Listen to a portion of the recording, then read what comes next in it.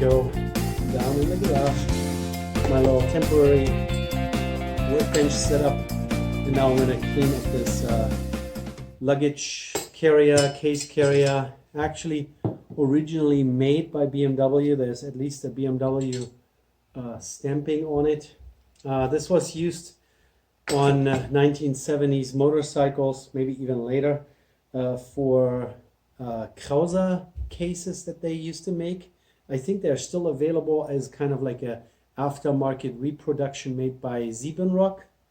They look identical. They use this weird, it's kind of like a seatbelt latch that holds the case on. So the case was molded to fit right in here, and then it would click in. I guess this old design had a little bit of a flaw that sometimes it would come loose and then you would lose your case on the freeway. But the carrier is still standard. You can still buy those. I don't know if in such nice quality, because I'm assuming this is original. This came with my motorcycle and made by BMW, so the chrome is pretty nice. It's just dirty. What I used to clean this up is just steel wool, the fine one. They always come in those little already pre-shaped little pads. Oh, these are two actually, I think. Yeah, two. So just take one. Then I have this non-aerosol WD-40, a little bit as a lubricant. And then just go for it and rub along the chrome. And it really doesn't take long to take any kind of dirt, grime, even corrosion that might have started off of the old chrome here. And then it gets all shiny. And then you have a rag sitting ready to go, and we just wipe it off. Here's a good example. This is the lowest part near the muffler and the and the exhaust, and you can see it's pretty dull, not very shiny, and has a lot of grime stuck to it. And you run this stainless steel over it. It doesn't scratch up the chrome, so it seems that chrome is a little harder than the steel wool itself. So I'll just go over everything. There are a couple scuff marks and some wear spots, probably where the cases have rubbed off the chrome over time. But this is in such nice shape. I'm not painting this or re-chroming. Re-chroming with actual chromium is, first of all, highly toxic, dangerous, and really expensive to do. And you would have to bring the parts that you want to get chromed to a chroming coating place in like perfect shape. It needs to be all polished up and nice and clean. And yeah, let's not do that. And you can buy those case carriers. I think BMW even still makes them. So there are a couple rusty spots on the inside towards the wheel. Nobody's going to see it. And when it gets to the point where it starts rusting and the chrome starts flaking off, we're just going to take it off and powder coat it black or something like that. You know, nowadays powder coating, they have so many different colors available. You might be able to even kind of imitation chrome powder coat it. So, and you know, my bike is a machine that gets ridden and not displayed at motorcycle shows. And I'm not going to spend the summers polishing this thing. I'm going to ride it and clean it when it needs it. And my dog is barking in the background, so bear with background noises. We're in a garage that's below living space. And my kids, they sound like a herd of animals up there bouncing around. Today is Saturday, they're not in school. Weather is pretty bad right now outside, pretty windy. So they're all at home. They all get some tasks to do, but it sounds like they're rather playing.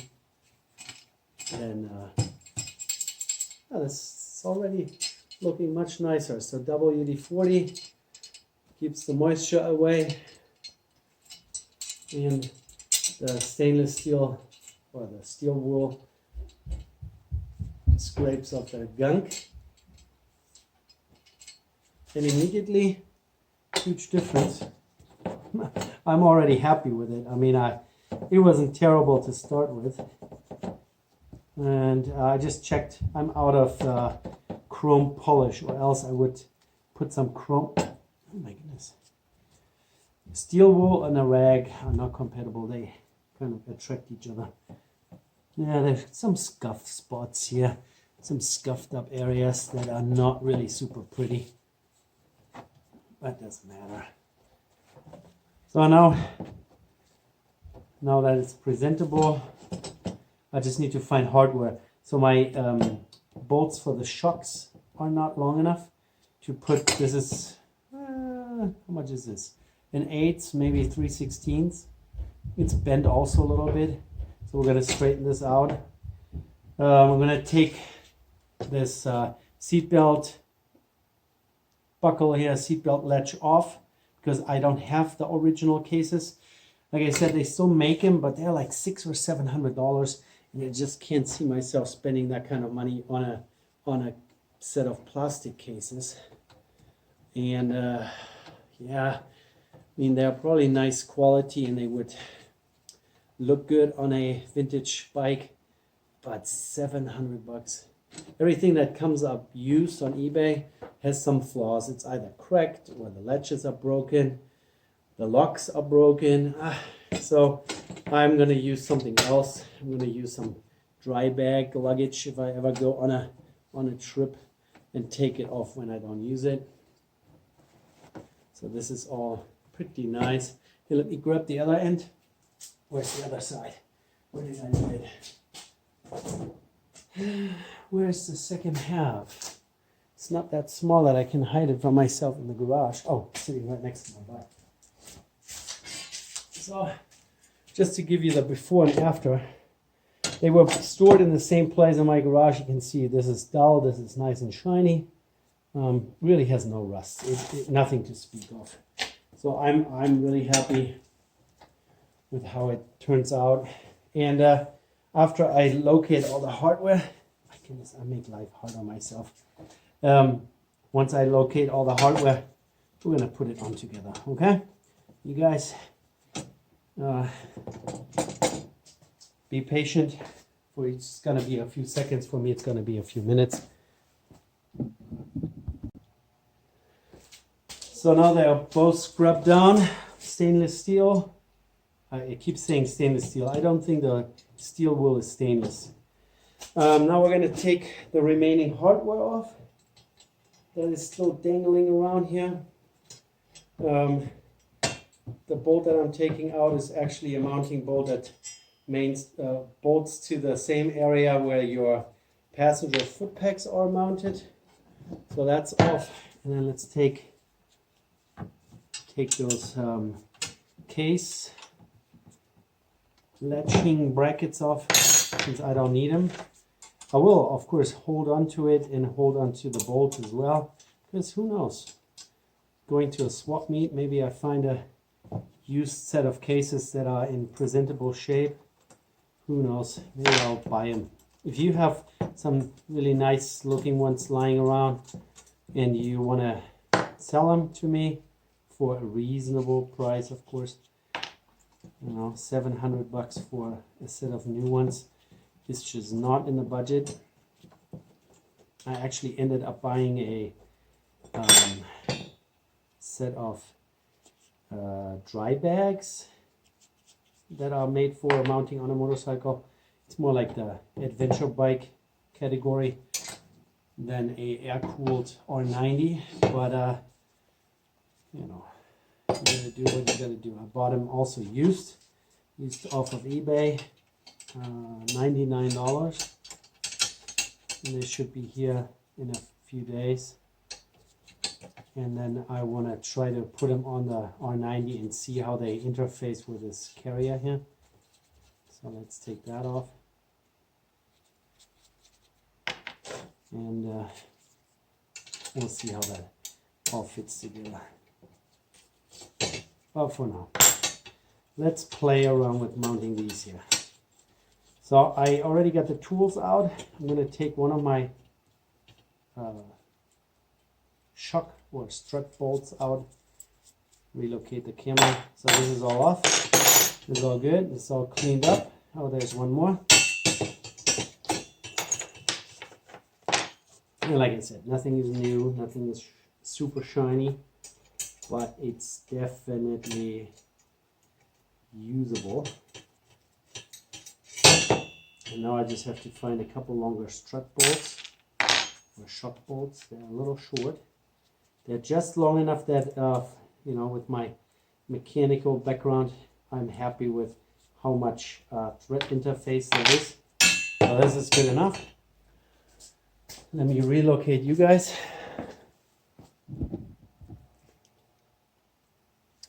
So I get my assortments out. This is metric stainless and this is metric galvanized other stuff. Let's get the 17 millimeter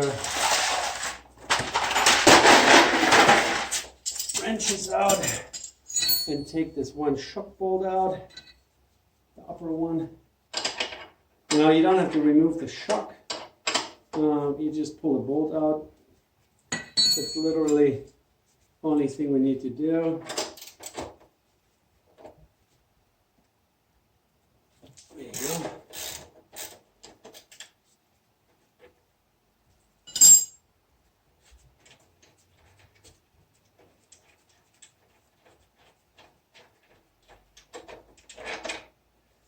And oh yeah, and I have the original little style that they used to use back in the days, just as a charging port. That's where I hook up my trickle charger. It sits right behind the shock. It's sticking right here.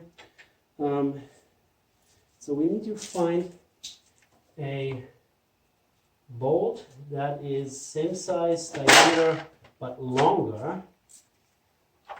Because we're going to put another, yeah, that doesn't work. Let's do the other ones first. So this little one here goes through a drill hole that's right next to the foot peg, right down there.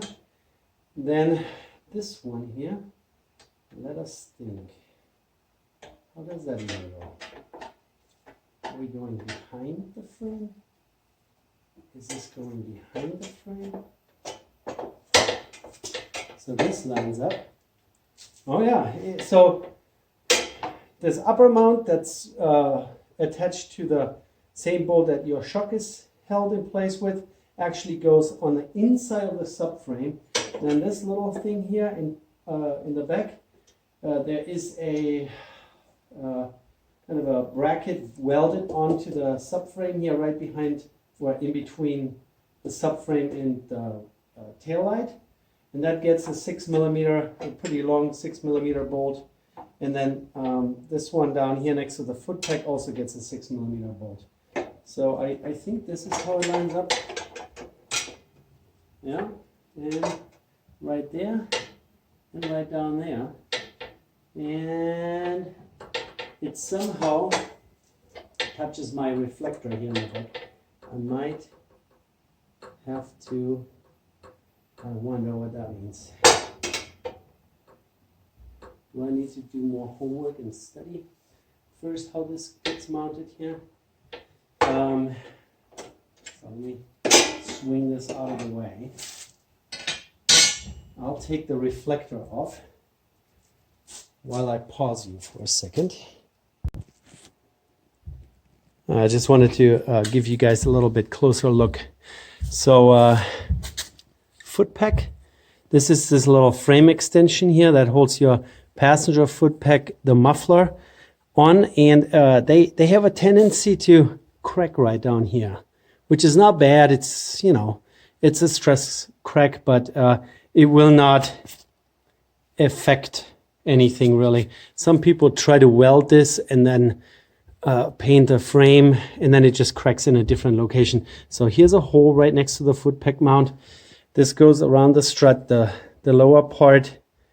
Yeah, it should, I mean, it will only retract this direction. This is full extension, so there's no conflict there. Then this upper mount goes behind into the inside of the subframe. This is the strut bolt. I just put it through there to see how it lines up. And it even works with my little, the mount for my inlet or outlet here. That came with its own little bracket. And then here is the back end. See, they put this loop bracket on here. And this is a 6mm bolt. No washers, no nuts yet. I just wanted to see how it all fits. The only conflict that I see right now is the hole in here, even though it's already elongated, doesn't quite line up with the hole in this bracket. It overlaps partially. Yeah, let's turn on light. Maybe we can see it. Oh, there. See it? But I bet you, since this is a pretty large part, I can make that work. So yeah, this is this side. This I really actually like the fact that this bolt ties the little foot peg mount here together with the rest of the subframe. I bet you I can even take the subframe loose and then get enough flex out of it that I can line up those two holes down there. So that's, yeah, let's turn light off. That is actually pretty nice. You gotta want to make sure that you keep your wiring harness out of the way and you don't pinch it or rub on it or any of that good nature. And you definitely want to make sure once all those multiple layers of material, so there's the subframe, the bracket for my inlet, outlet, the case carrier, that you definitely have a long enough and stout enough bolt. So this is an A2, and if you look at the shear and shear strength, and what's the other one? Shear and pull force that a A2 stainless steel can handle is much lower than if you just go with regular galvanized, let's say one of those here. This is a 10.9. Those numbers refer to the Newton meter shear strengths per square millimeter. I don't know. I don't remember exactly what the numbers mean, but you can find that online. I think the highest grade that they make is, this is an 8.8. So conventional, normal galvanized is stronger than stainless steel. That's pretty much what I'm saying. And you gotta want to make sure it's long enough so you have full interference between the nut and the bolt. So this is what it's going to be. Now I'm going to find all the hardware, do the other side, and then show you the final product. That was a quite fiddly situation to get the bolt through here and put a nut on the back side. It's pretty tight between the swing arm. I don't even know if you can see. But now, I actually used stainless steel here in this case just because that was the only 6mm bolt of correct length that would work, that would fit. And I also had nice large flat washers for front and back. And then the nuts that I used are stainless steel nylock. I like to use nylock whenever possible, just because on motorcycle a lot of vibrations. I don't want stuff to rattle off and fall off and then you get stuck somewhere. People are going to say, oh, nylock is not the best, it doesn't use a wave washer as BMW use it on all kinds of things here. I have those too. I didn't combine it. I didn't do wave washer plus nylock. I just did a nylock in a nice big flat washer, and that will work for a long time.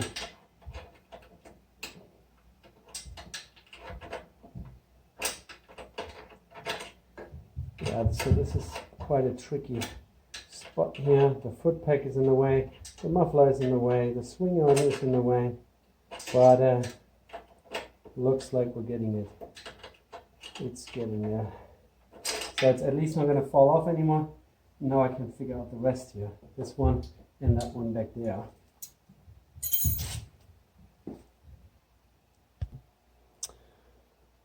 So now the second bolt is in, so the bottom is fine. The top bolt I just put back in here. Unfortunately, I don't have one that's long enough to accept washer in the front, washer in the back, wave washer, and then a nut.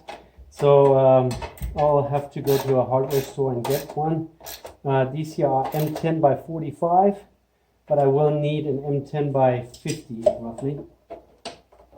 So there is definitely some tension on this here, but only slightly, and nothing that a little bit of bending can't fix. So that's actually not too bad. Let's see. This is too long. This is too short. Yeah, I have tons of bolts and nuts and everything, but just never really the right one. Okay, so it's just going to be a temporary assembly here. It's not going to be all permanent. We'll have to take it apart one more time. So we're going to do washer, and a, do I have nylock? Yes. Okay, so this one here is for sure going to go on here. Oh yeah, and this is long enough. So yeah, if you have a 40-year-old motorcycle and it's all just a little under tension, it's not the end of the world. You know what? I might actually bend the attachment point a little bit. I can see that that's a little out of whack. All right, I'll take it off again. So I just took this whole thing over to the vise. This one up here was a little curved, and then this one was sticking out this direction a little far. So I corrected that. Soft jaw vise, and let's see if this fits a little nicer now. Let's stick that. Oh.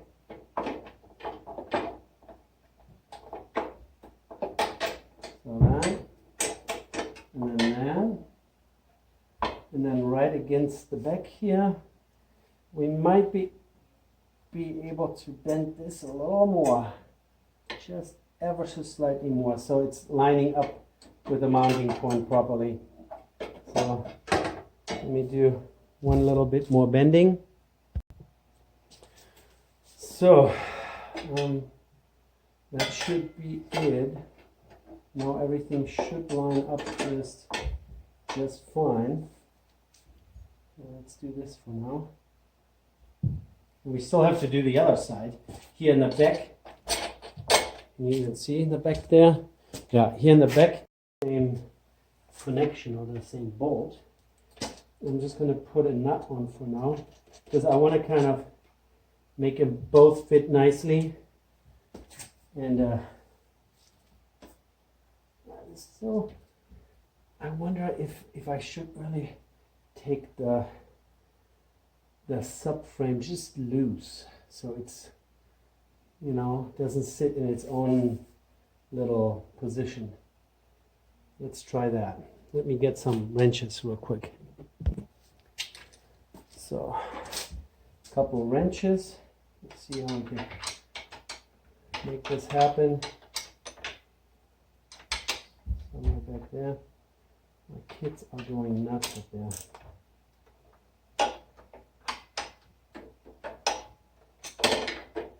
Oh,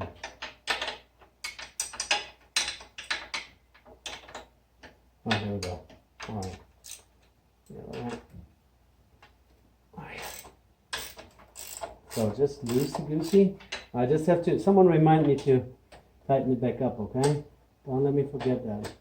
That would be a kind of an awkward ride if the seat comes off, the subframe falls off, the fender is on the screen. Alright, and then let's do the other side. Let's do the other side. Oh, that's perfect. It's so hidden behind the battery cover that I can't even get to it. It's great. I love that. Oh yeah, and this side here is really hidden behind the brake switch also.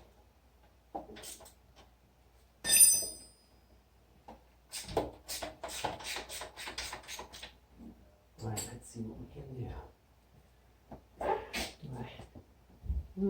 Maybe I can take my toolbox on.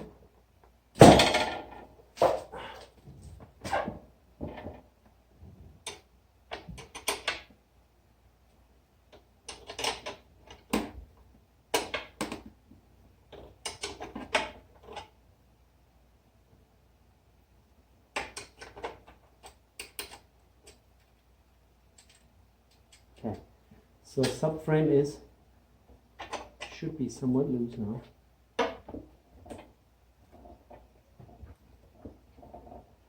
Oh, I don't feel it. I don't feel any play in there.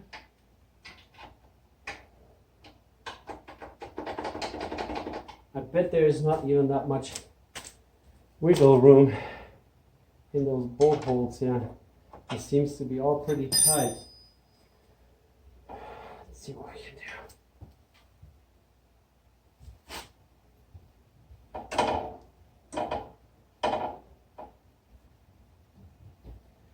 Yeah, I'm definitely not going to take it for a test ride today. It's like 50 miles an hour out there.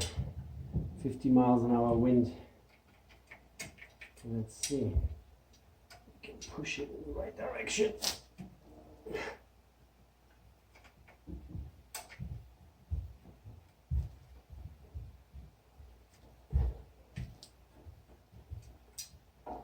Huh. It's not that far off, but just enough so it's a pain in the neck to put a bolt through there. I could potentially take the pegs off.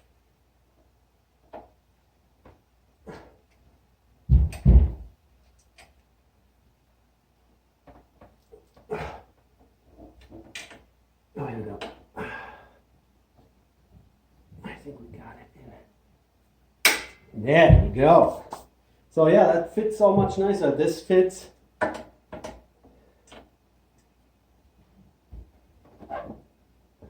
And, well, this lines up nice.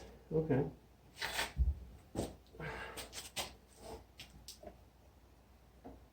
You guys tell me in the comment section if this is how this is supposed to be installed. And someone explained to me why the reflector mount is interfering with this looks like it's supposed to be that way.